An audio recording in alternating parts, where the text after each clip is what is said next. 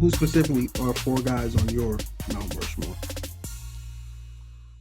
That we're talking overall here. Overall, not just on the mic, but overall we're talking. Yeah. Because whenever guys say their top 4 their Mount Rushmore, it goes off on social, Roman. Yeah, help us do some traffic here. Say something. Say something controversial. The right way, or they're gonna hate it. So they'll either like it or hate it. Don't worry, it'll get some hits.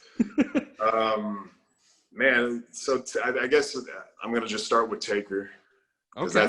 That's like the easy one in my mind, especially when it comes to overall. Yeah. I think, especially due to what has, the way he's just continued to do it, is Dwayne The Rock. And then now we're getting into like a really tough zone, because like you got to do Steve, I think, Stone Cold Steve Austin, because of what he stood for, like transitioning the whole game, you know what I mean? And especially when it was like nosediving, he was like, for a couple of years, all the marbles were on him, and there were no like, it just, the environment of the audience was changing as well. The whole dynamic of like, with the internet was still the old internet, but people were, being able to talk, as far as being hardcore fans and stuff like that. The connection there was different. And then it's weird because like, I almost put these 2 dudes in the same category. Hulk Hogan and John Cena. They're very similar with what they, like the kind of characters they were and the audience that they drew. But man, I got to kind of link we got to put it with 5, man. No, that's 5. It's got to be 4. It's got to be 4. You got to cut either Cena or Hogan. Who's it going to be? Yeah, there's got to be a lean on that one. One got to go. I guess I'm going to go with Hope then. Yeah. John, I mean, and it's tough because like, I don't think anyone ever, as a whole of career, has sold more merchandise than John Cena. You know what I mean? So like, but that's just a true testament to Hulk Hogan and what he did. But I think what really, and maybe that's because of where I'm at in my career now, is the revamping of Hulk Hogan and becoming, in the NWO, Hollywood Hulk Hogan, you know what I mean? To be able to transition and extend his career for another, what was that, 3-4 years? Don't quote me on that, but I'm not a historian. But then that allowed him, because he was able to, utilize the bad side, it allowed him to bring back, the red and yellow and be the old Hulk Hogan as well, which is genius, you know what I mean? To switch it up just to be able to like throw legs on the old character for a little while and continue to make money.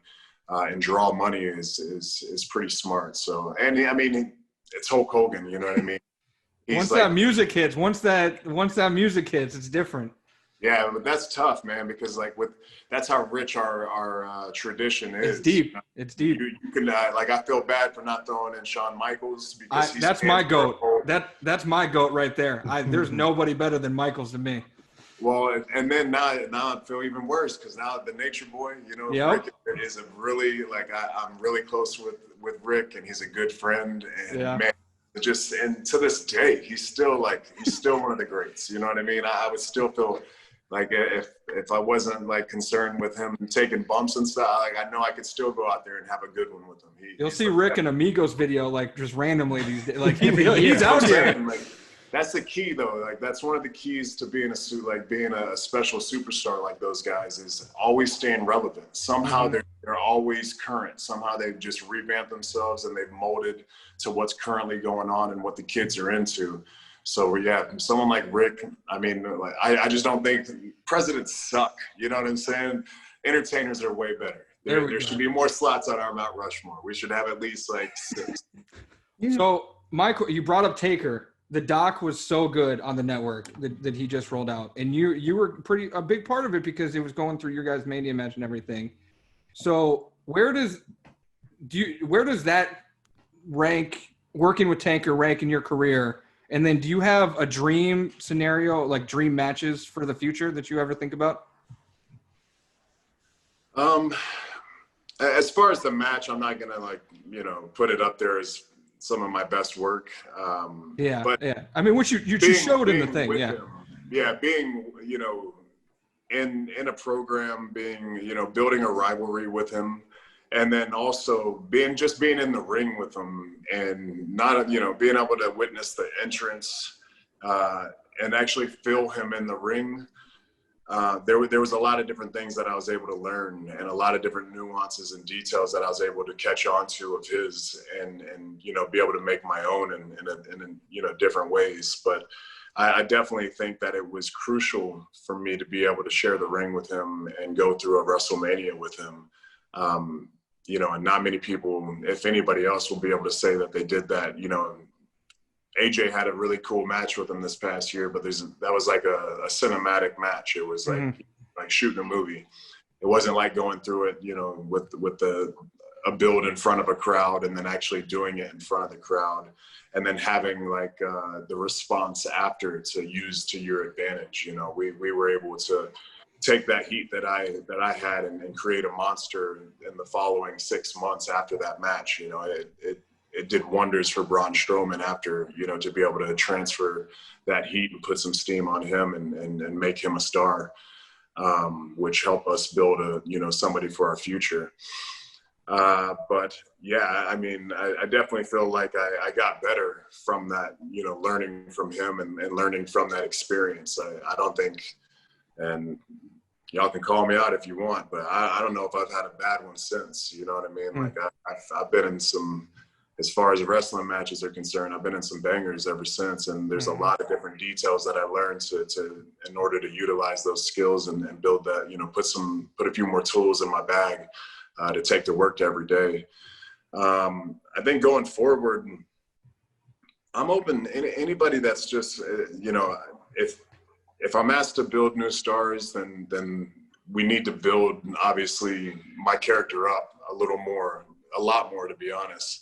That way we can start really diving in to build the future. So I'm open to, you know, building up this mountain and then letting the future climb it. And then they can put their flag on top of that thing if that's what we need to do. But if we just want to create headlines and build really good TV, I'm really into anybody that's going to be able to garner that attention, you know, whether it's someone like Dwayne, you know, I've seen that a lot. I was about to say, can we get Dwayne back? Would one more? I think I'm the guy. If there's anyone to do it, and anyone that he would feel comfortable with in the ring and have the proper build up and that can rise to that occasion, there's no doubt in my mind that I'm the guy. We're definitely going to have to crack a lot of eggs on the way to get to that omelet, you know what I mean? Yeah. But that's just good TV, you know, and then going forward and building a really dominant bad guy within myself. And then here comes, you know, the astronomical superstar, you know, the guy there's never been a guy on his level, you know what I mean? Like, yeah. So why not, you know, you have to really build up that villain in order to get to that point. But all the way from someone, you know, as big as The Rock to someone, you know, like a CM Punk, for instance, you know what I mean? Like someone who really hits home with our home audience, our hardcore fans. Like if you've watched wrestling for the past 10 to 15 years and you love it and it's like within your blood, then you probably have some kind of feelings about that guy. I know I do, you know, just by doing one of these things, he made my job a lot harder over, you know, 5-10 years ago. But if it's something that the fans can get behind and that it can really make them, you know, sink their teeth into the product and really, you know, dive into the creative with us, I'm willing to do it. I don't like the guy. I mean, I don't know many people that do, but I'm willing to put business first and make really good content if that's the case. But yeah, he probably had to be slapped around a few times in order to get his mind right. But if it's willing, if the fans and the audience is going to like it and be into it, then most likely I'm willing to do it.